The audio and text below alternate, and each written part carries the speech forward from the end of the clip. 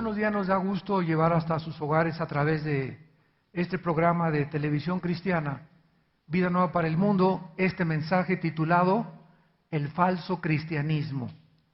Esta conferencia se titula El falso cristianismo.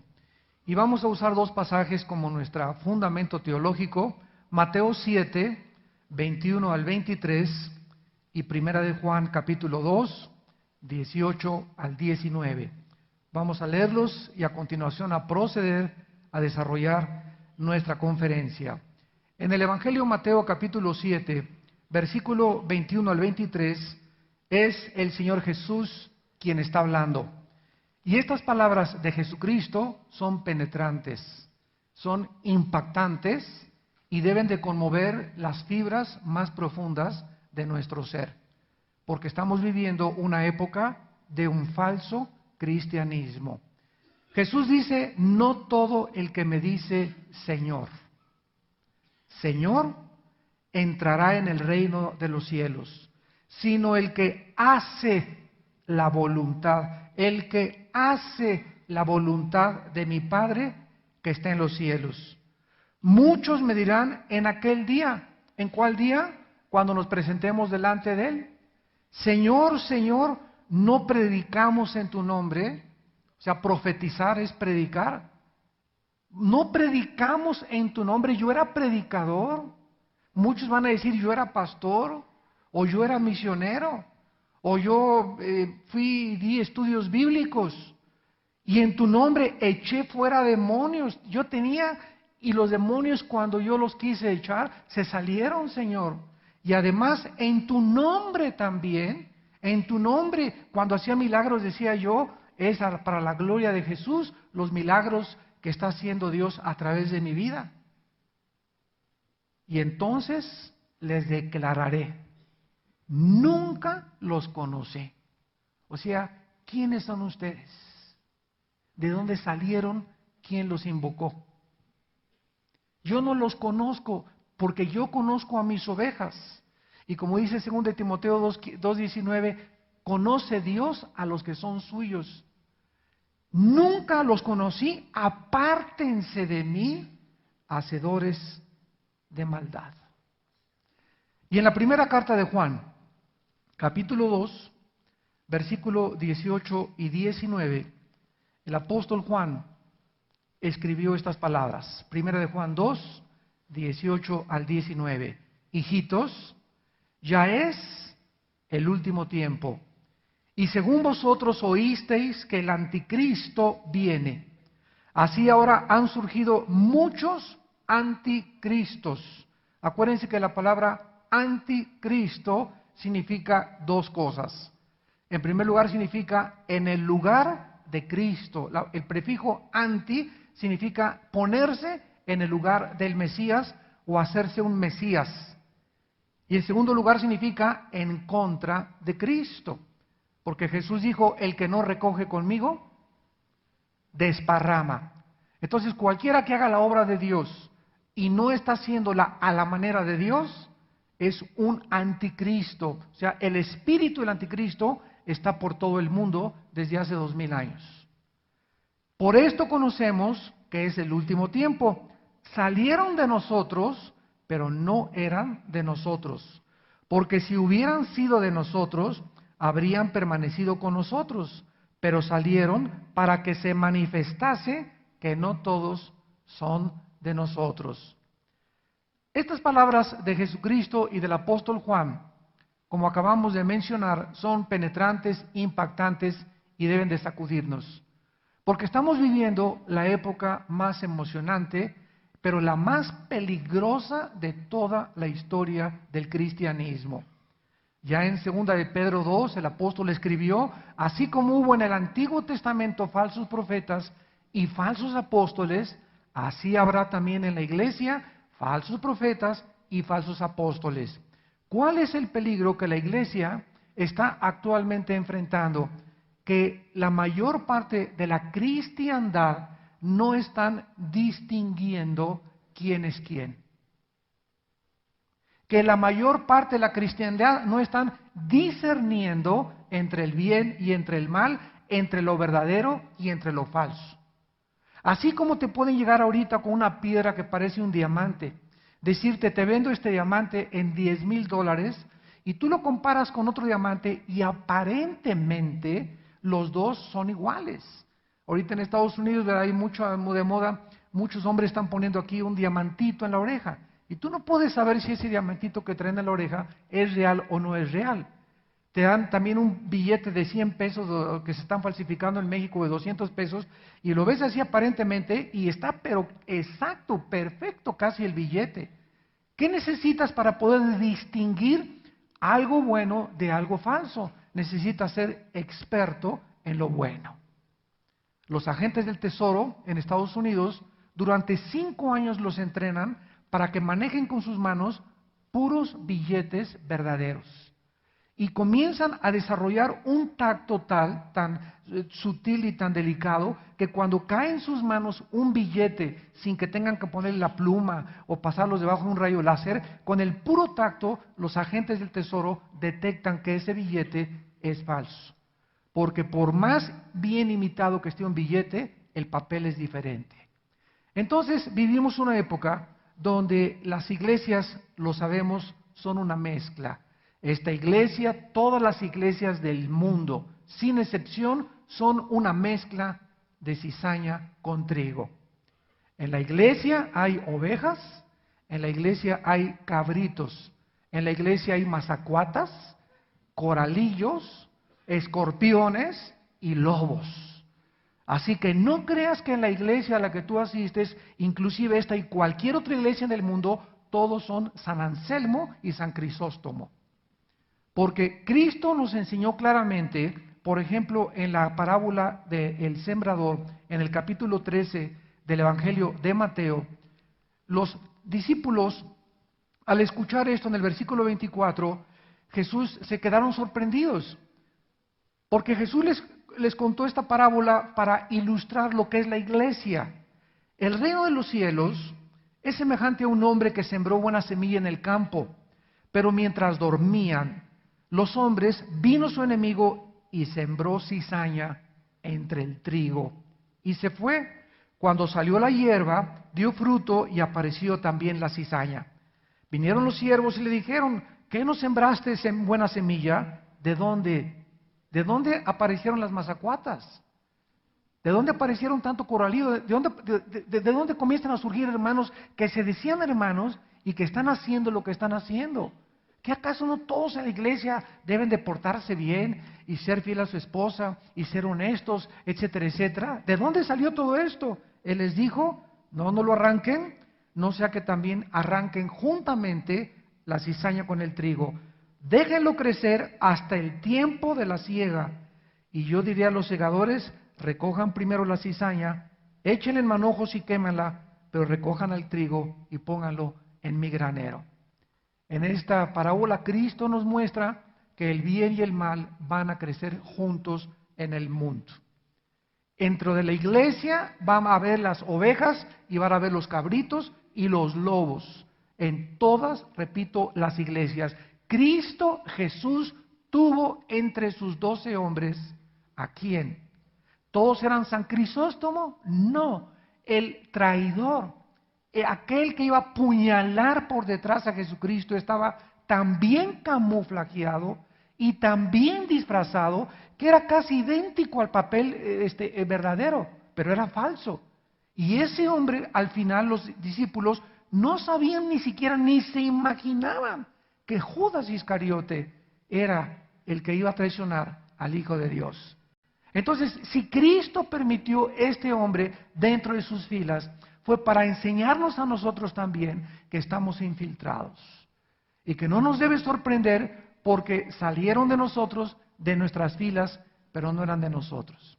Esto no significa que una persona que sale de una iglesia y se va a otra iglesia ya no es cristiano, no está hablando de esto. Salieron del cristianismo, pero no son ya de nosotros. En otras palabras, como lo vamos a ver, vamos a aprender a distinguir la verdad de la mentira. Muy bien, vamos a ver en primer lugar que en la Biblia se nos muestra claramente que hay un arrepentimiento que no es real. El rey Saúl Fue ungido por Dios, aunque en el Antiguo Testamento la persona ungida no significaba que era salvada. Por ejemplo, el rey Ciro de Persia le llama en Isaías Dios mi ungido, Ciro el rey de Persia. La palabra ungido significa escogido por Dios. Y Dios escogía vasos como los reyes, como Nabucodonosor, para que atacara a Israel, pero no significa que eran salvados. En el Nuevo Testamento, ya los que estamos ungidos es una vez y para siempre con el Espíritu Santo e implica la salvación. Porque el Espíritu Santo en el Antiguo Testamento no moraba dentro de los hombres como en el Nuevo Testamento. Saúl era un hombre que Dios escogió y al principio hasta profetizaba. Y Saúl entre los hombres comenzó a profetizar, pero cuando comenzaron los celos y la envidia y la amargura, el resentimiento de no perdonar, comenzó a inundar el corazón de Saúl y se levantó en enemigo de Dios al comenzar a perseguir al ungido de Dios, que era el rey David. Tenemos el ejemplo también de Herodes. Herodes era un rey que le encantaba ir a la iglesia el domingo.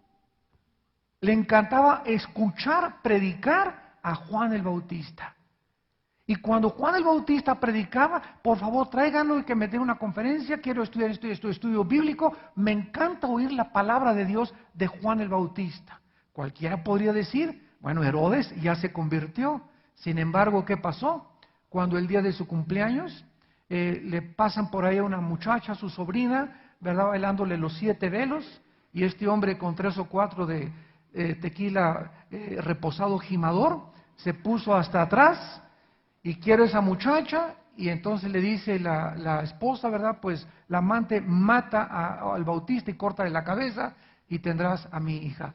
¿Y qué hizo Herodes? Pues se fue, ¿verdad?, detrás de esta mujer. Judas Iscariote, ya lo vimos claramente, durante 3 años desayunó con Cristo, caminó con Cristo, viajó con Cristo, comió con Cristo, cenó con Cristo durante 3 años y medio, y finalmente nunca en su corazón se decidió seguir a Cristo. O sea, ¿por qué Judas se unió al grupo de Cristo? Porque estaba tratando de obtener de Cristo un beneficio.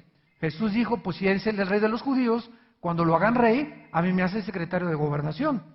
O cuando a mí me hagan rey, ¿verdad?, me hace el ministro secretario de Hacienda. O sea, los motivos eran el dinero. La raíz de todos los males es el amor al dinero. Y finalmente Judas traiciona a Jesucristo. En la segunda carta a los Corintios, capítulo 7, segunda de Corintios, capítulo 7, versículos del 9 al 10, la Biblia nos explica la diferencia entre el remordimiento y el arrepentimiento. Porque la Biblia dice que Judas se arrepintió, ¿verdad? Han leído ese versículo. Sin embargo, esa palabra significa le remordió la conciencia nada más. Como muchas personas que mató a su familia y mató a su esposa y a sus hijos, y arrepentido se voló la tapa craneana de los sesos. Bueno, si hubiera estado arrepentido, no se hubiera suicidado. Porque tanto Judas como Pedro, los dos, cometieron el pecado de alta traición. Judas traiciona a Cristo, Pedro lo niega. Los dos eran culpables delante de Dios. ¿Qué fue la diferencia entre Judas y el apóstol Pedro? Que si Judas se hubiera arrepentido según Dios, como lo vamos a ver, no se hubiera suicidado, porque hubiera creído que hay perdón en la sangre de Cristo. Y las monedas no las hubiera arrojado en los pies de los sacerdotes.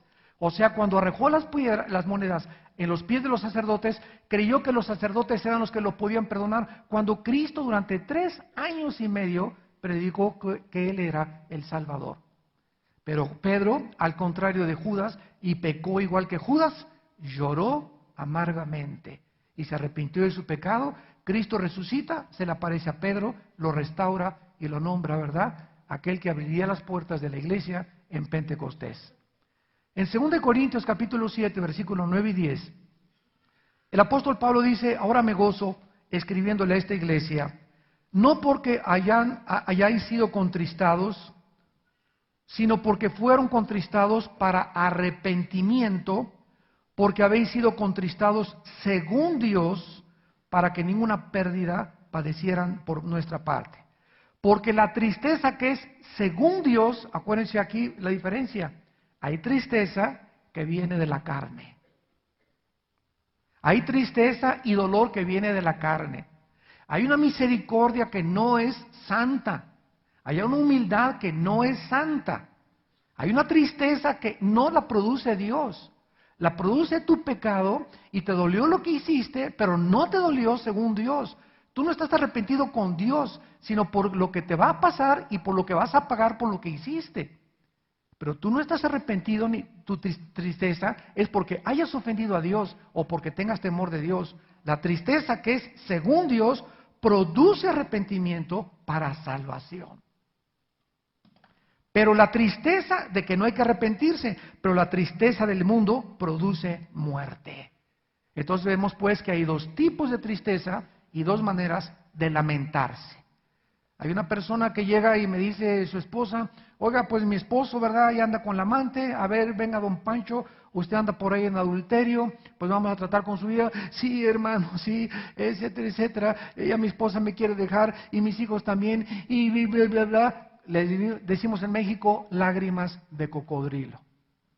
De la boca para afuera. Y cualquiera lo viera, ¿verdad? No, don Pancho estaba así y compungido y pobrecito, etcétera, etcétera. Pero pasan 2, 3 semanas y él no ha dejado a su amante. Él sigue con su pecado. Entonces, esa tristeza aparente que tuvo don Pancho no era según Dios. A él no le dolió, Señor, he pecado contra ti, como dijo David en el Salmo 51 y en el Salmo 32. Padre, contra ti he pecado, Señor, he hecho lo malo delante de mis ojos, lávame, purifícame con el hisopo y seré más blanco que la nieve. Ese es el verdadero arrepentimiento. Hay un falso arrepentimiento de acuerdo a la Biblia. Número 2, hay una fe que no es real. Hechos capítulo 8. Hay una fe que no es real. En este pasaje de Hechos capítulo 8, versículo 9 al 13, encontramos a un brujo, a un mago, Hechos capítulo 8, versículo del 9 al 13, que dice en el versículo 9 que se llamaba Simón y ejercía la magia, la brujería en aquella ciudad y engañaba a la gente de Samaria haciéndose pasar por algún grande. O sea, yo tengo muchos poderes. A todo el mundo lo estaba oyendo, desde el más pequeño hasta el más grande, y todo el mundo decía, este es el gran poder de Dios. Y le estaban atentos, porque con sus artes mágicas les había engañado mucho tiempo.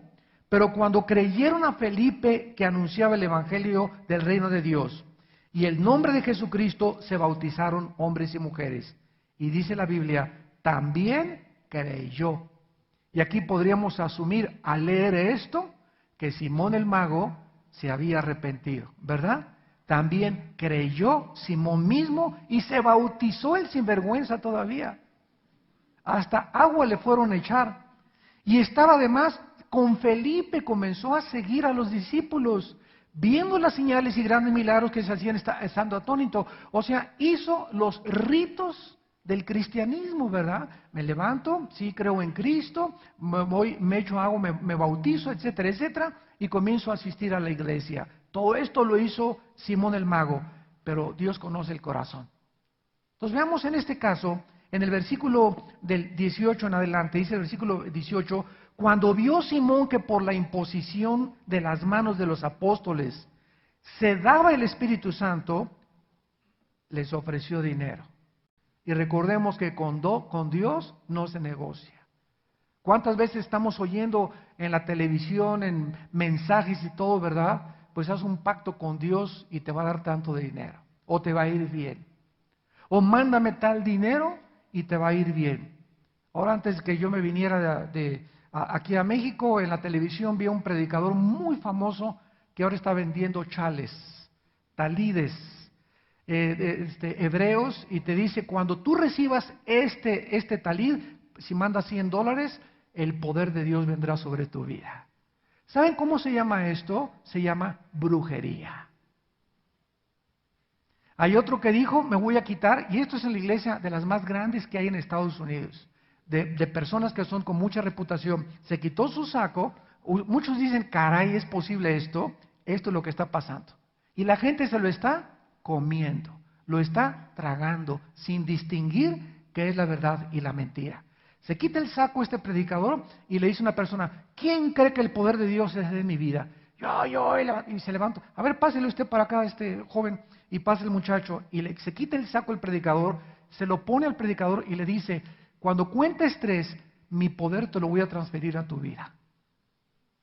1, 2, 3, y comienza el otro a hacer así, ¿verdad? Parece que traía pulgas dentro de sí, para pantallar que tenía el Espíritu Santo, y comienza a hacerse así, y todo el mundo, alabado, y se comienzan a tirar al suelo todos.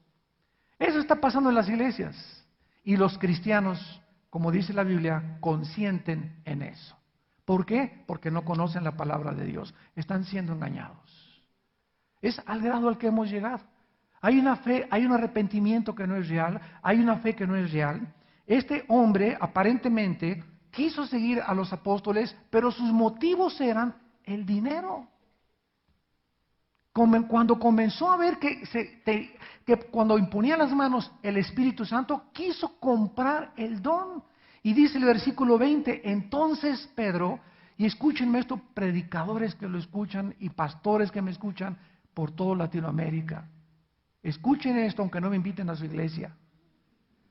Entonces Pedro le dijo, tu dinero perezca contigo porque has pensado que el don de Dios se obtiene con dinero. Cuidado con ustedes, cuidado hombres de Dios, cuidado cristianos, cuando ustedes quieren con dinero comprar algo de Dios.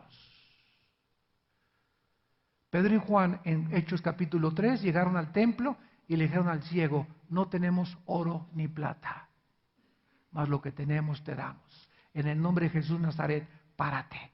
No le dijeron, haz un pacto con Dios.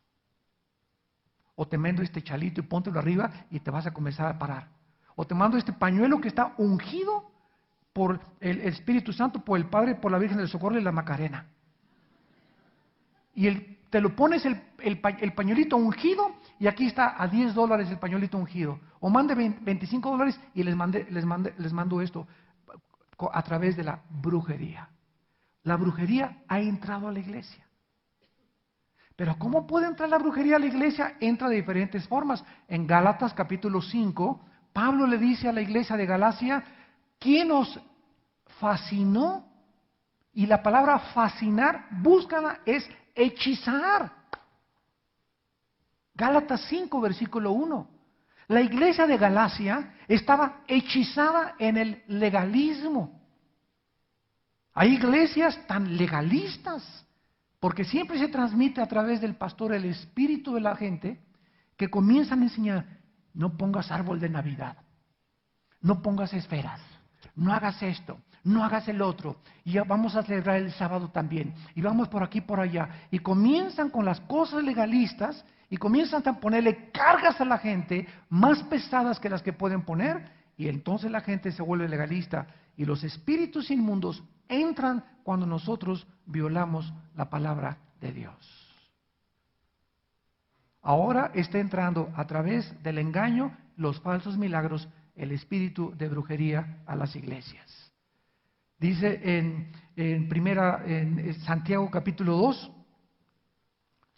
versículo 17, Santiago 2, 17, la fe, si no tiene obras, es muerta en sí misma. Y vamos a ver las obras de la fe. Y dice el versículo 19, ¿tú crees que Dios es uno? Yo le podría poner aquí, ¿verdad? Si el diablo no es ateo. Una persona me dijo, yo creo en Dios, le dije, si el diablo no es ateo, el diablo también cree en Dios. El ateísmo no es el problema. La pregunta es, ¿en qué Dios crees tú? ¿Tú crees en Dios? Dice la Biblia, bien haces, también los demonios creen. Y te ganan porque además tiemblan ante Dios. Cuando Jesús entró a la sinagoga en capítulo 4 de Lucas, ¿quiénes fueron los primeros que lo reconocieron en la sinagoga a Jesús? Los demonios. Sabemos quién eres tú, el Hijo de Dios, y vienes a atormentarnos antes de tiempo. Ellos confesaron que Él era el Hijo de Dios, sabían que Él era el Hijo de Dios. Entonces no basta con decir Jesús es el Hijo de Dios y me persino en el nombre del Padre y del Espíritu Santo y saco mi estampita de Santadeo. No bastan estas cosas para poder llamarse cristiano. Dice el versículo 26, porque como el cuerpo sin espíritu está muerto, la fe sin obras también está muerta. Esta fe es la fe de los demonios. La fe que dice creo, pero no hace. Un ejemplo, dice Efesios 5, maridos, amen a vuestras mujeres, como Cristo amó la iglesia. Yo voy a la iglesia, soy diácono, o canto, o no sé, tengo algún puesto, pero en mi vida privada, ¿amo a mi esposa? Porque el hogar es el gimnasio del cristianismo. En el hogar es donde Dios nos entrena. No en la iglesia, en el hogar es el gimnasio de Dios. ¿Cómo trato a mi esposa? ¿Cómo trato a mis hijos? Mi negocio, soy honesto en mi negocio, soy íntegro en mis negocios, estoy abierto en mis negocios, pago mis impuestos en mis negocios, estoy abierto delante de Dios. Si yo digo algo y no hago lo que yo creo, me comienzo a desintegrar. Y los psicólogos tienen una palabra muy interesante que se llama múltiples personalidades o desórdenes de personalidades múltiples.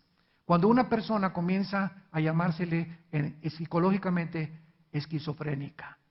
La palabra esquizofrenia significa mente dividida en el griego. Esquizofrenos, mente dividida. Esta persona tiene una mente en la iglesia y en la iglesia camina como San Crisóstomo.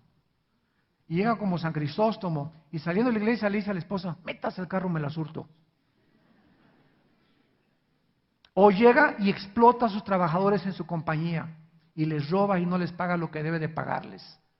O comienza a hacer cosas que, ¿verdad? Es adicto a la pornografía, pero dice que es cristiano. Es una persona que dice algo, sin embargo, no hace lo que él dice. No tiene, en tercer lugar vemos que no hay convicciones.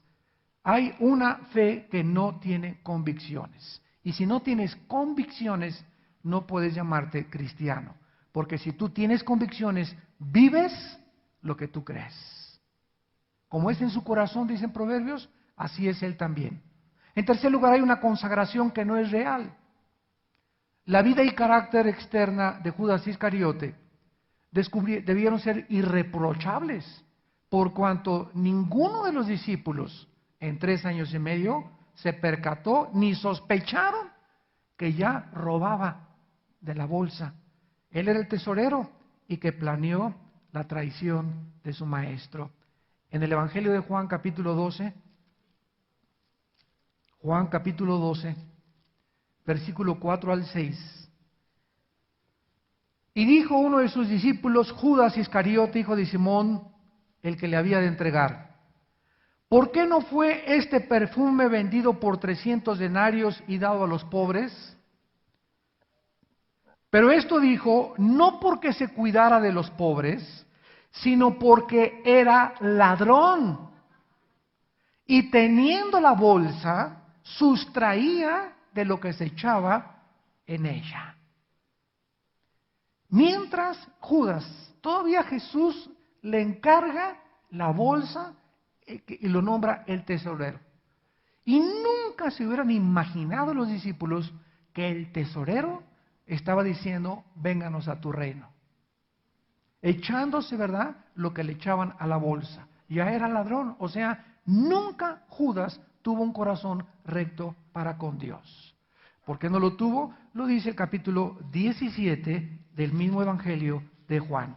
Dice Juan 17, versículo 12, cuando estaba con ellos, es Jesús hablando, en el mundo, yo los guardaba en tu nombre a los que me diste, y yo los guardé, y ninguno de ellos se perdió, sino el hijo de perdición, para que la escritura se cumpliera.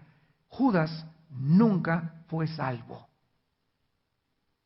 Dicen 2 de Pedro 2, 24 y 25, les aconteció lo que el perro y lo que al puerco. El perro se regresa a su vómito, cuando el perro vomita lo que se come, se regresa y se come lo que vomitó. Y la puerca la lavas, le echas perfume, Chanel, y el puerquito está todo limpio y huele bonito, y regresa otra vez al lodo de donde fue sacado. ¿Por qué el perro regresa a su vómito y por qué el puerco regresa al lodo? Porque para que el perro deje de comerse lo que volvió, necesita cambiarse su naturaleza. Él es canino, los perros, esa es su naturaleza. Para que el puerco ya no regrese al lodo, necesita convertirse en hipopótamo, en jirafa o en perro, en algún otro animal, porque la naturaleza de los puercos es esa. ¿Y qué es lo que está diciendo el Espíritu Santo? Que la gente que regresa a su vómito, regresan otra vez a hacer las mismas cosas, porque su naturaleza nunca fue cambiada. Nunca recibieron la naturaleza divina de Dios, no fueron salvos, nunca nacieron de nuevo. Salieron de nosotros, pero no eran de nosotros. Entonces no te sorprendas cuando tú oigas, oye, ¿te acuerdas de este hermano? Y esto y el otro, y ahora no sabes lo que hizo. No te sorprendas, porque la iglesia es una mezcla de cizaña y de trigo. Preocúpate tú y tú y tú en tu vida de santificarte. Y deja a los demás que hagan y que deshagan. Tú preocúpate por tu vida y tu familia. Cuida tu vida, guarda tu corazón sobre todas las cosas. Y preocúpate por tu santificación para que lo laves con la sangre de Cristo todos los días y estés delante de Él sin tener nada de qué avergonzarte. Hay también oraciones que no son reales. En Mateo capítulo 6, versículo 5 y 7, dice la Biblia, y cuando ores, no seas como los hipócritas. Ellos aman orar en pie en las sinagogas y en las esquinas de las calles para ser vistos. ¿Cuántas personas o que se dicen cristianos oran para ser oídos? Señor de los cielos, altísimo, misericordioso Jehová todopoderoso, yo, tu sierva humilde y pobre, desventurada, vengo a ti, Señor, y bla, bla, bla, y les haces, y les oyes que le hablan así, y oran así, ¿verdad? Y cualquier que diría, cálmate, Madre Teresa. Pero lo hacen, pero no lo hacen por Dios, lo hacen porque en su corazón quieren que la gente los oiga y digan, qué espiritual es Santa Catarina. Si en tu corazón cuando tú oras es porque quieres que te oigan, tú estás orando falsamente. Por eso cuando te dicen en la comida, da las gracias, no vayas a los demás y qué dirán, y yo no. Tú oras y no te importa, tú le oras a Dios y tú díselo a Dios lo que salga en tu corazón. Pero nunca tengas la intención en tu alma de orar para ser oído por los demás, porque te conviertes en un hipócrita. Vemos también que hay una humildad en quinto lugar, una humildad que no es real. Creemos comúnmente nosotros que la persona humilde es la persona que siempre anda así y con el sombrero y se atranca y no entra. Y buenos días hermanito, sí, mucho gusto. Y así con la cabecita y con el cuello roto, la camisa y con guarachitos. Creemos nosotros que esa es la persona humilde. Sin embargo, la Biblia nos muestra claramente que la persona humilde no es la persona que aparenta humildad. Hay personas que no son mansas, son mensas. Entonces, la humildad significa depender diariamente de Dios. Apúntalo. La humildad no es la apariencia, sino la dependencia de Dios, lo que manifiesta la verdadera humildad. ¿Qué estamos nosotros diciendo? Hay personas que, vuelvo a repetir, son humildemente orgullosas. Una persona humilde es la persona que sabe que tiene que depender de Dios. Es la persona que se levanta en las mañanas y no se atreve a poner un pie fuera de su casa sin antes haber pasado un tiempo con oración, pidiendo por sus hijos, como Job pedía que no les pasara nada a sus hijos, que los guardara en las fiestas, que los guardara en la discoteca, que los guardara cuando salieran, que me guarden en el trabajo, que me guarden en el metro, que me guarde de secuestros, que me guarde de ataques, etcétera, etcétera, y pasar tiempo con Dios. ¿Por qué una persona humilde eso? Porque reconoce que ella no es suficiente para enfrentarse al mundo de lobos. Si aquí en la iglesia hay mazacuatas y coralillos, el mundo está lleno de alacranes y de lobos. Y Jesús los dijo, los envío como ovejas en medio de lobos. Entonces, una persona humilde es la persona que reconoce que depende de Dios. Se acuesta en la noche y regresa con la palabra, comienza a orar, porque sabe su necesidad de Dios. ¿Qué es lo contrario de humildad? Orgullo. ¿Quién es una persona orgullosa? La que se levanta en la mañana y no te necesito ahora, Señor, sí, ahí en el camino, como a las 11 me acuerdo de ti, un versículo, 2 versículos voy a leer, y así pasan 2 o 3 días, y esa persona por su orgullo de creer que ella puede ser padre, puede ser madre, puede ser hijo, puede ser empleado, no necesita a Dios, vive como vive, porque esa persona no cree que necesita a Dios, esa es la persona orgullosa. Dice la Biblia en Proverbios capítulo 9, versículo 8. ¿Cómo podemos nosotros saber cuando una persona también es humilde y es orgullosa? Dice Proverbios 9, versículo 8.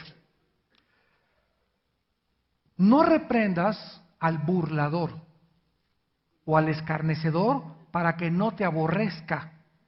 Corrige al sabio y te amará. ¿Cómo puedes saber cuando una persona es humilde? Cuando le exhortas o la disciplinas. Cuando la mandas a la banca. Cuando lo suspendes de sus funciones temporalmente.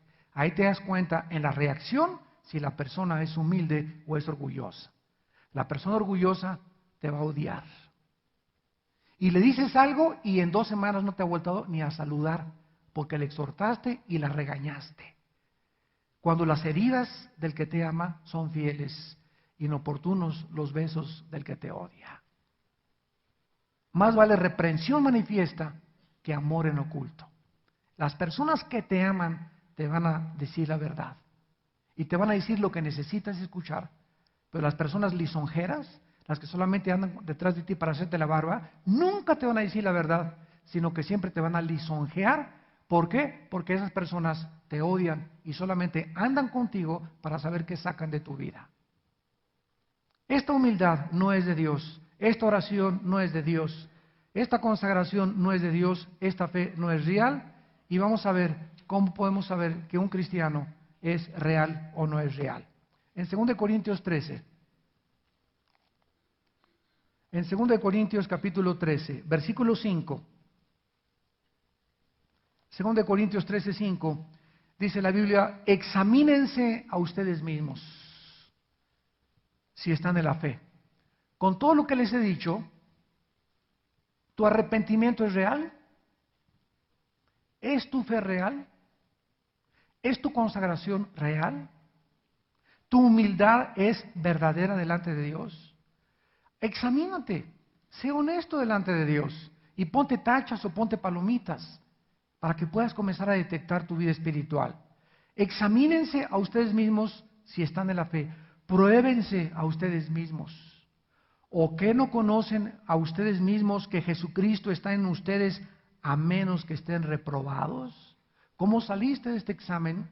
Ahora viene el examen a título de suficiencia a continuación. ¿Cómo saber si tu cristianismo es real? Número 1.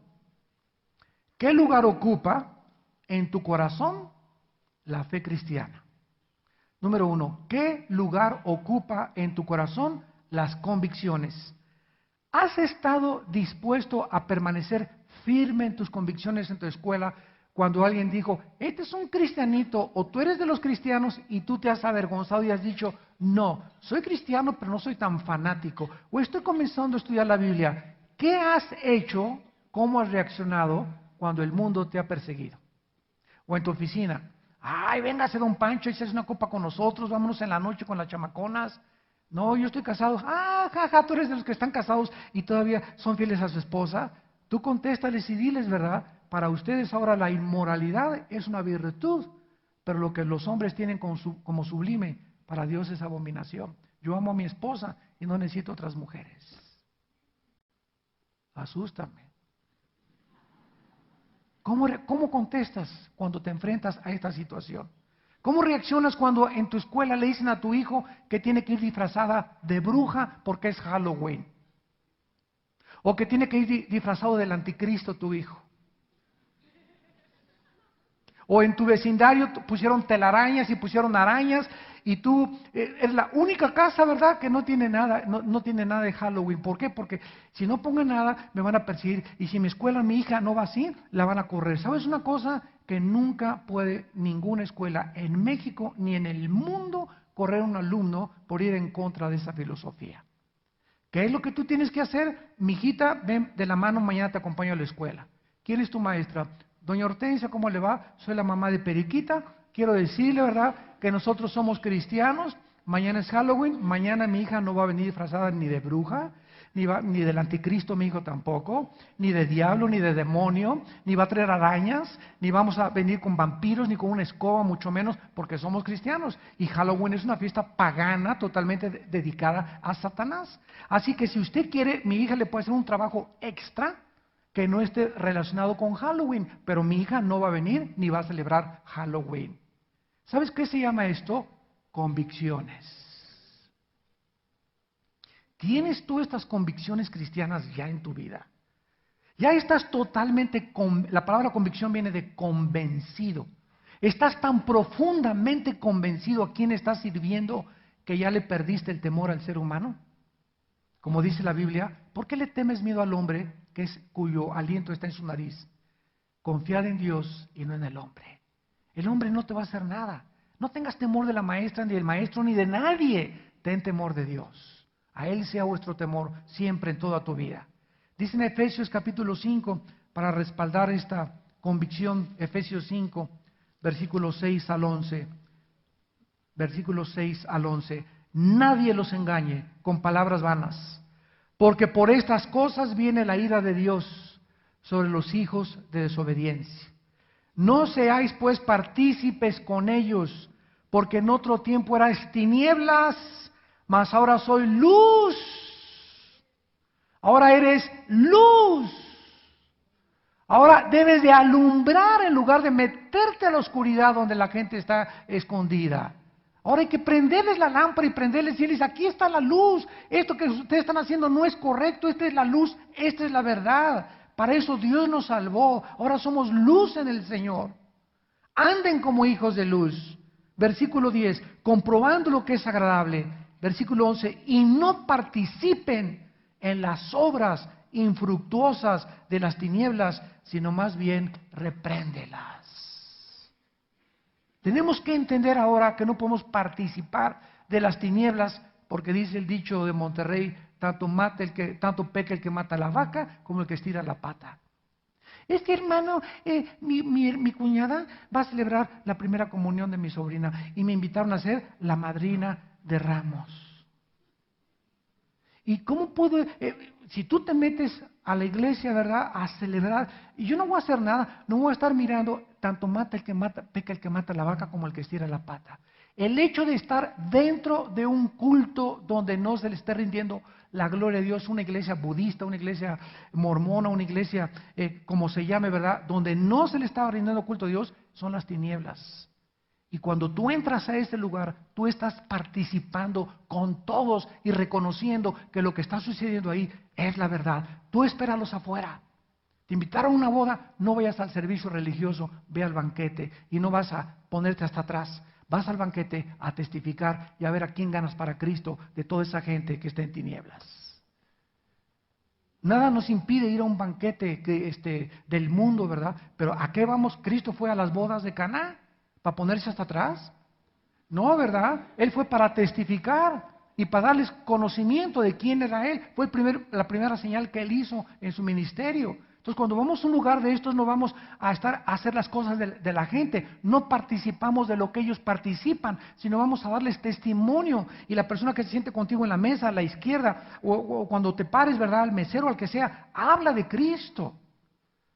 ¿Qué lugar ocupan las convicciones en tu corazón? Dice en Gálatas 1:10, fuimos llamados no solo a creer, sino a padecer por causa de su nombre. Entonces no te crees que seguir a Cristo es fácil. Te vas a poner en contra de mucha gente. Vas a ir en contra de tu familia, vas a ir en contra de tus amigos, pero tienes que demostrar convicciones. Y si no las tienes, ¿dónde está tu cristianismo? ¿O qué quieres ser mejor que tu maestro? En segundo lugar, ¿qué sentimientos tienes hacia el pecado? ¿Puedes ver al pecado como Dios lo ve? Como la causa de todo el sufrimiento que existe y de la muerte de su Hijo Jesucristo en el Calvario. La paga del pecado es la muerte. Una de las cosas que más me han impactado acerca del pecado, amados santos, es cuando leí hace muchos años Josué capítulo 7.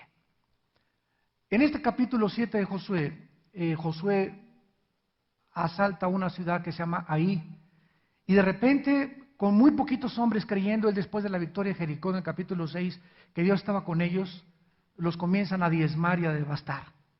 Y Josué comienza a orar: Señor, ¿qué pasó? Tú nos has prometido que vamos a estar con nosotros, que ninguna arma forjada contra nosotros va a prosperar, que la justicia está a nuestro lado. ¿Por qué, Señor, nos estás fallando? Y Dios le contesta a Josué: ¿sabes una cosa, Josué?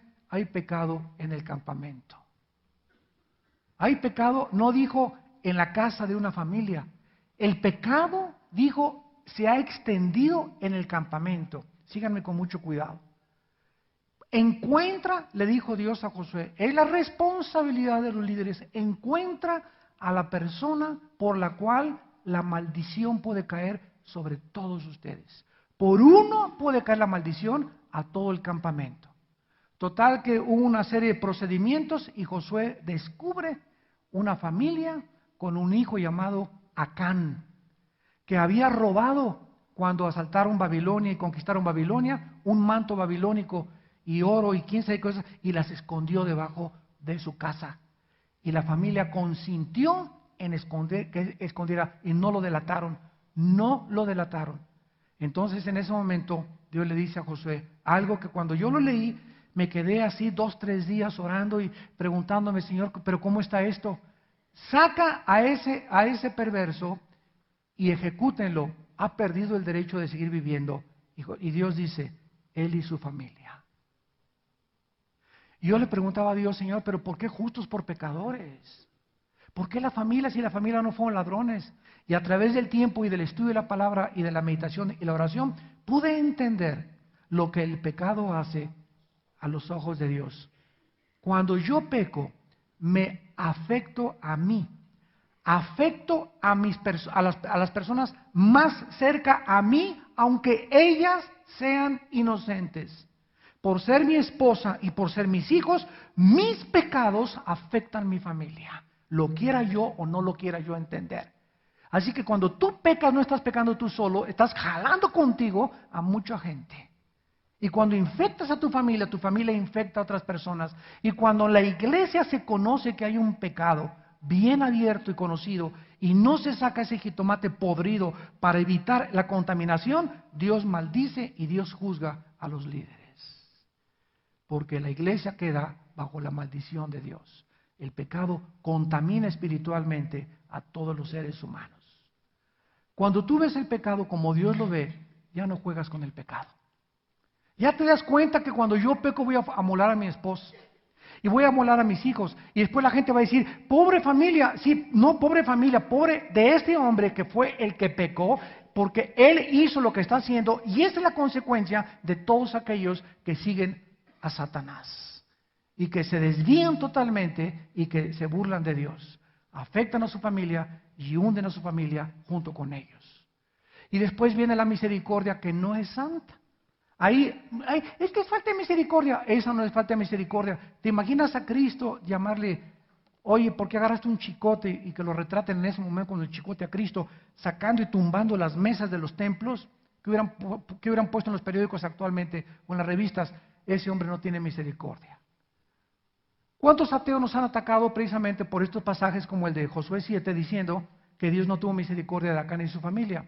¿Por qué dicen eso? Porque ellos no saben que en Romanos capítulo 11, la Biblia dice: mirad la bondad y la severidad de Dios.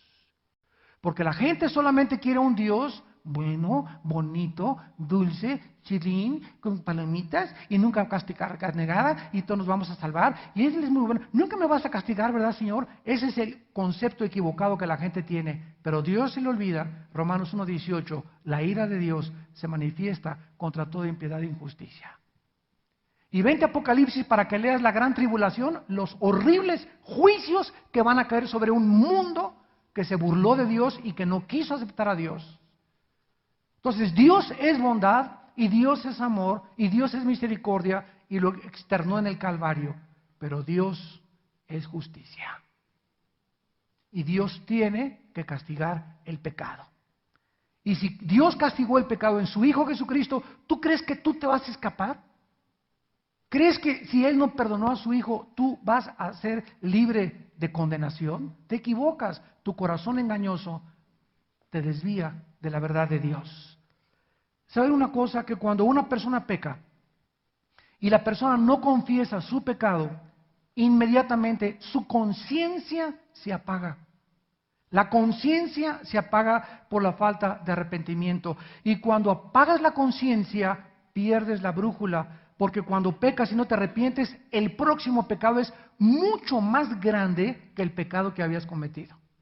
Hagan de cuenta que es como una bola de nieve que comienza a descender y mientras más va descendiendo por la montaña, más grande se va haciendo. Así es el pecado. Cuando ese pecadito chiquito no lo confesaste, lo que sigue va a ser más grande y vas a ser un monstruo dentro de tu vida. El pecado es como un monstruo que comenzamos a alimentar y comienza a crecer entre nosotros y nos acaba devorando. Y luego devoramos a la esposa y devoramos a los hijos y comenzamos a envenenar a toda la gente a nuestro alrededor. Eso es lo que hace el pecado. ¿Cómo consideras tú el pecado en tu vida? ¿Lo echas para afuera inmediatamente? Diario antes de acostarte, ¿tienes algo de qué arrepentirte?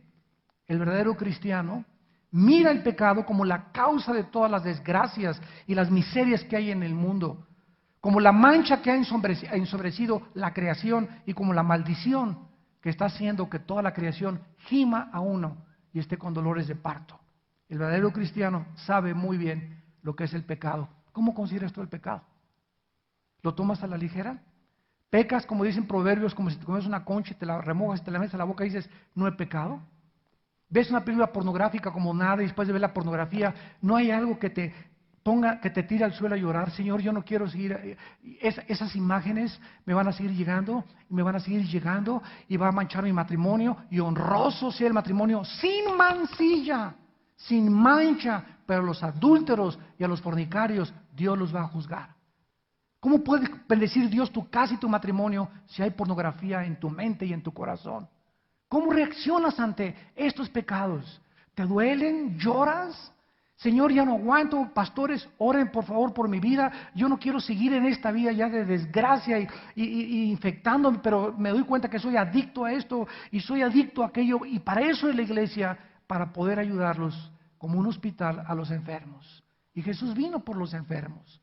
Pero no tomes el pecado a la ligera.